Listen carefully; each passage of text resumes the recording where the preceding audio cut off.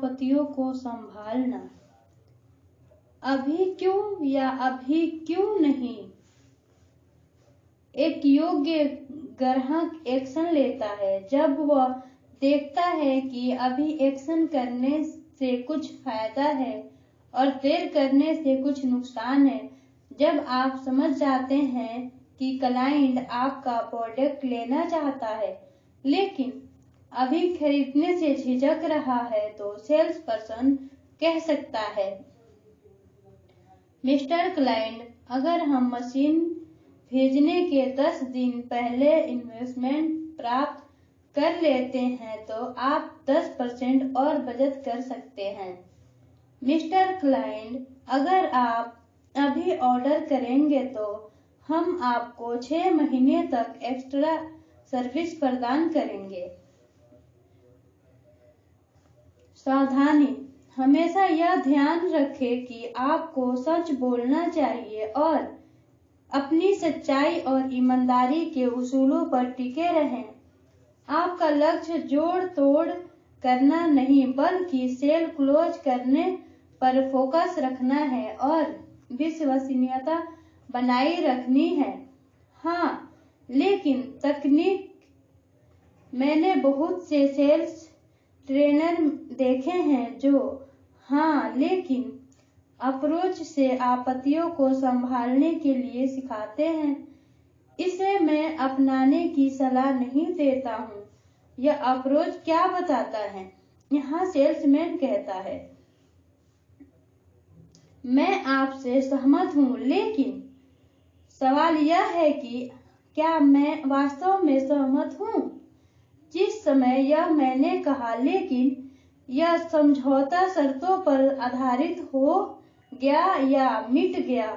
यह approach manipulative दिखाता है।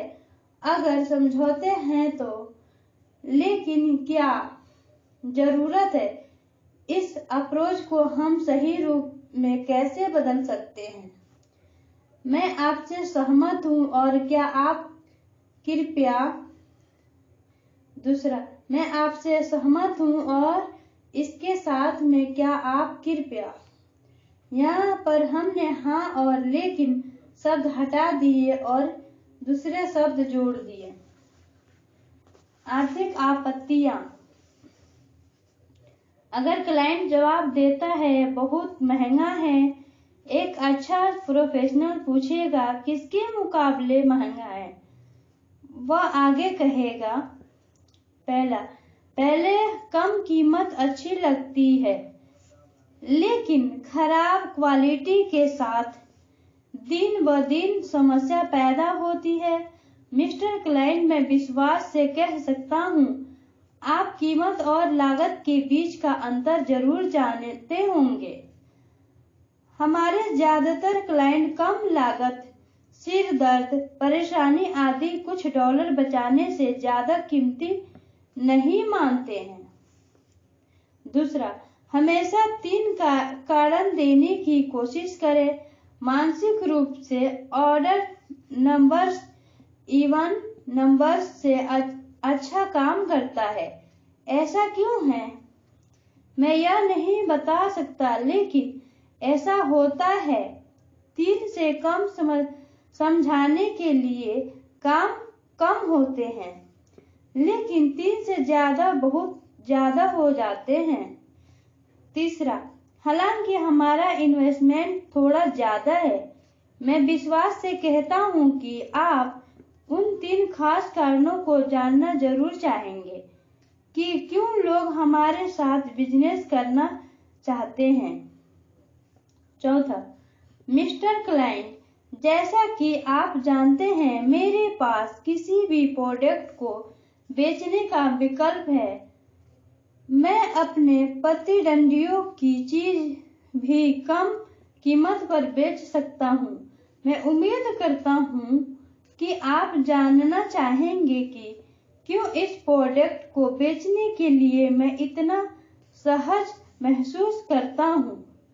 पांचवा, मिस्टर क्लाइंट, क्या आप बुरा मानेंगे अगर मैं आपसे पूछूं कि क्या आपकी कंपनी सबसे कम कीमत की चीजें बेचने में गर्व करती है या उतने पैसे में सबसे खास चीजें देने में गर्व करती है?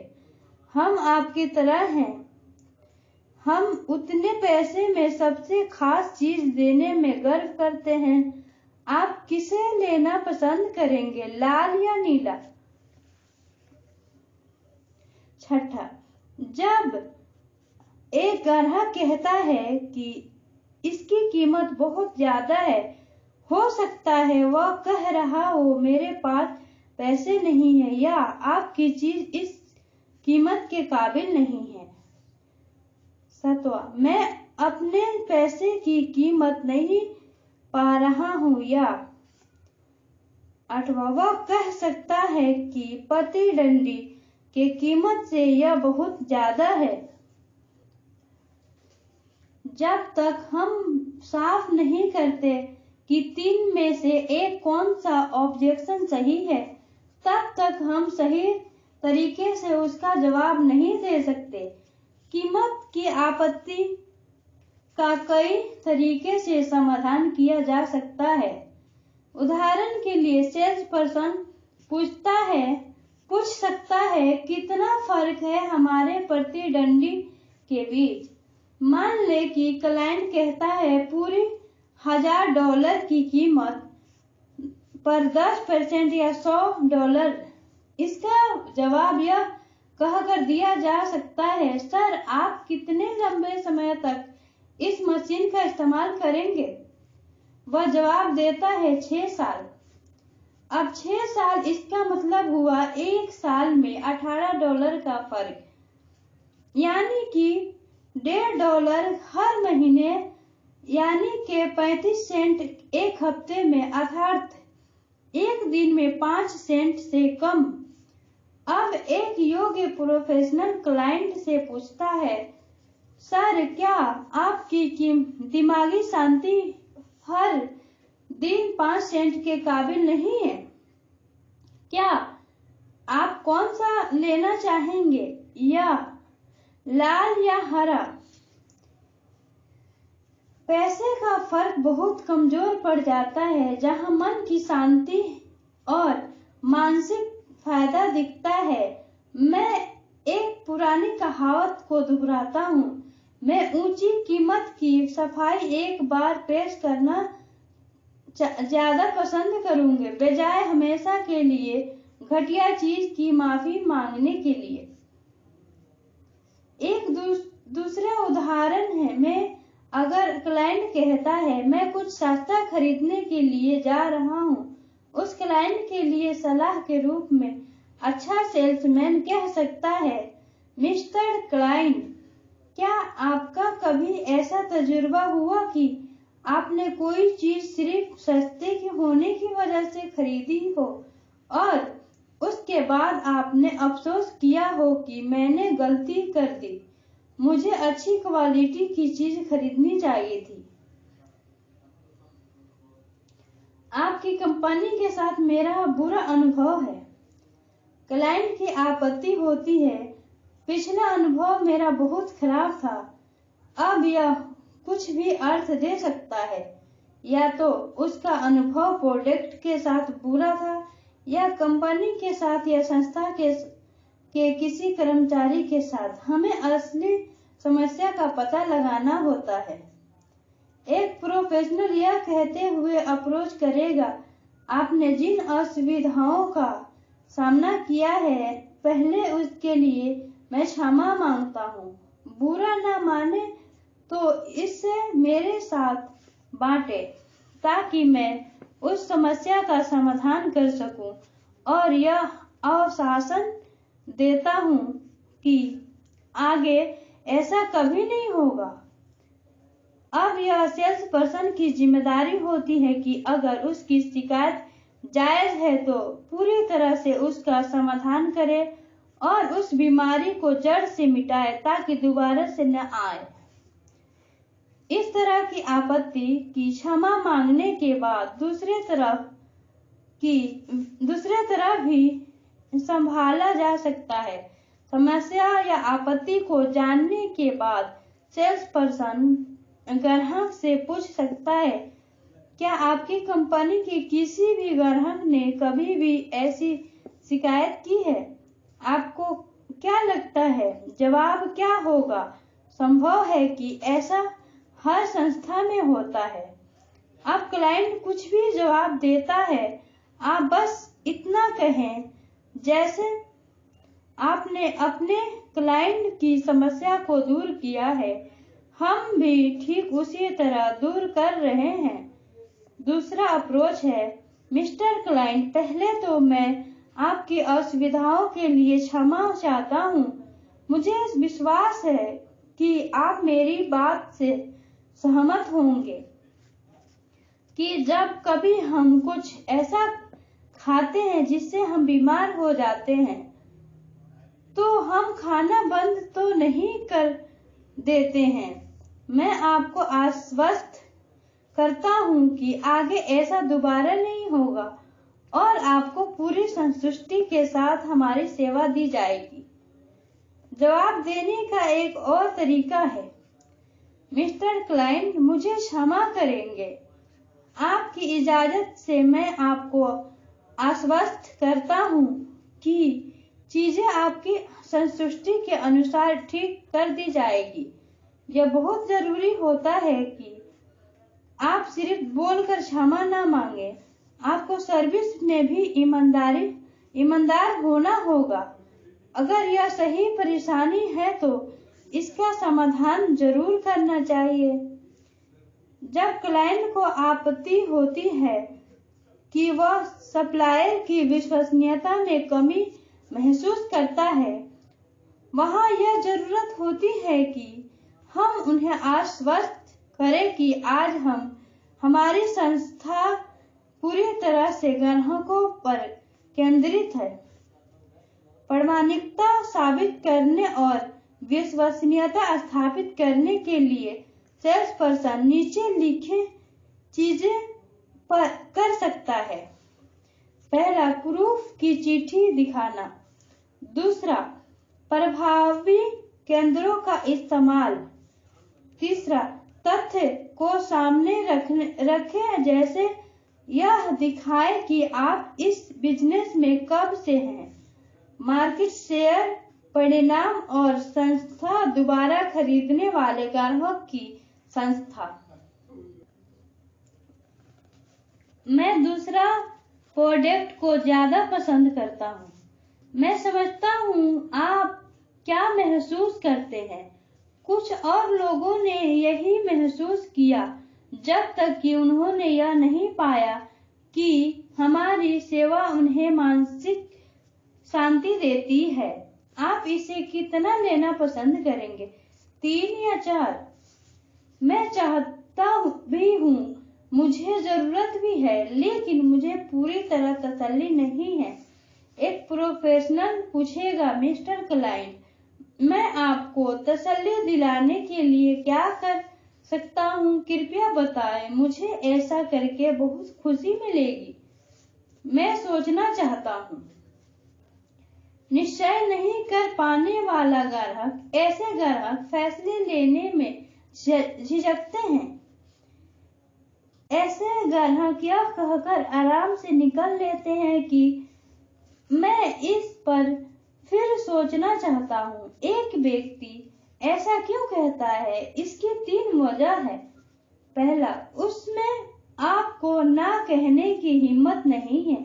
दूसरा, खरीदने के लिए बिना अस्वीकृति दिए हुए उसे छुटकारा पाने का विनम्र तरीका है। तीसरा, एक आदमी को उसका दिमाग स्थिर रखने या फैसला लेने के लिए तैयार करने की जरूरत है।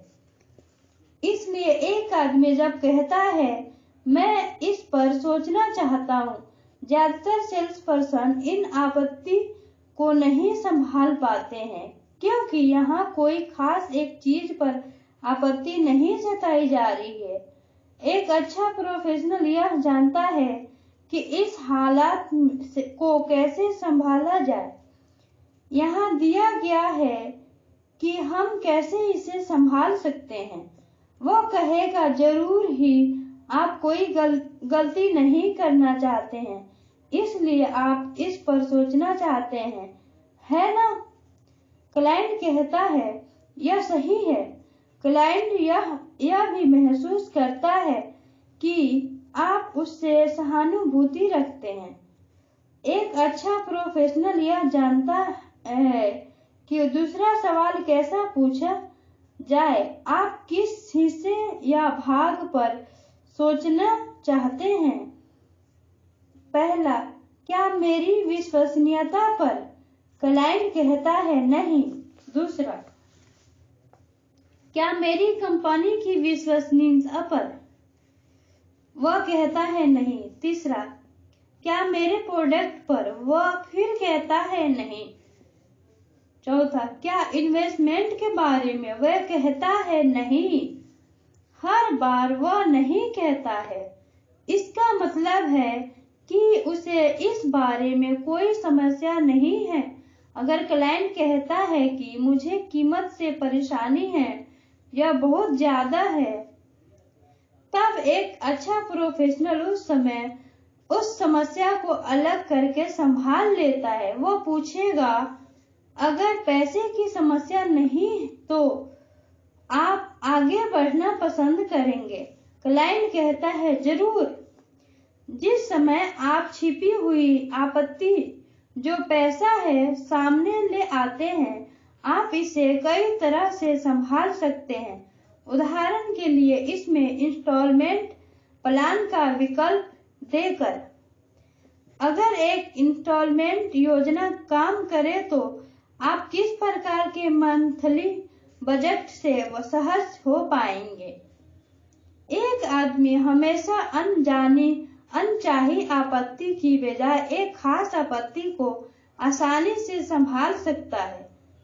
इस तरह की आपत्ति के लिए आप इस्तेमाल कर सकते हैं जो नीचे दिए हैं। मैं समझता हूँ आप कैसा महसूस करते हैं, मिस्टर क्लाइंट। जीवन में कुछ चीजें होती है जो यह मायने नहीं रखती कि हम कितनी बार उस पर सोचते हैं, और उनका जवाब वही होता है जो बदलता नहीं है। उदाहरण के लिए, अगर आपके कार का रंग लाल है तो कोई मतलब नहीं कि आपने कितनी बार इस पर सोचा है, वह उसी तरह लाल ही रहेगा। कोई आपसे आपका जन्मदिन पूछता है तो हम चाहे जितनी भी बार उसे सोचे, उसमें कोई बदलाव होने वाला नहीं है। हर बार एक ही जवाब आएगा, मिस्टर क्लाइंट। मैंने एक बार पढ़ा है कि दुनिया में सिर्फ 3 किस्म के लोग होते हैं। पहला, वह जो कुछ करके जाते हैं। दूसरा, वह जो देखते हैं क्या हो रहा है। तीसरा, वह जो हैरान होते हैं क्या हो गया। मुझे विश्वास है कि आप पहली श्रेणी में आते हैं, जो चीजों को करना चाहते हैं। क्या आप पसंद करेंगे लाल या नीला? कुछ सेल्स पर्सन कहते हैं, मिस्टर क्लाइंट, क्या आपकी जेब में $100 का बिल है? क्या मैं दे सकता हूँ? आप जो हर दिन फैसला लेने में देर कर रहे हैं, आपकी जेब से $100 बाहर जा रहे हैं। मुझे विश्वास है कि कोई नहीं चाहता कि उसकी जेब से $100 निकाले और नुकसान हो जाए। मिस्टर क्लाइंट, हम जब इस पर सोचना चाहते हैं तो असलियत में 2 सवाल आते हैं। पहला, क्या मुझे इसकी जरूरत है? दूसरा, क्या मैं इसको खरीद सकता हूँ? और आपके पास इन दोनों सवालों को सही जवाब है। आप कितना लेना पसंद करेंगे, 3 या 4?